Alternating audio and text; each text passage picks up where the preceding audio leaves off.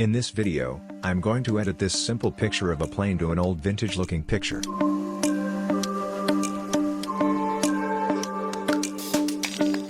So, first, I separated the plane from the background.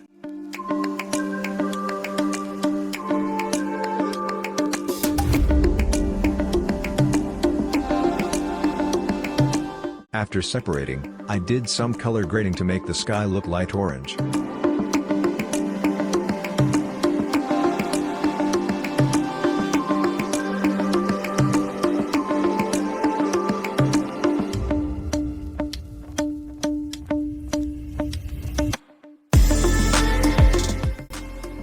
After that, I applied a texture of an old image to make it look vintage.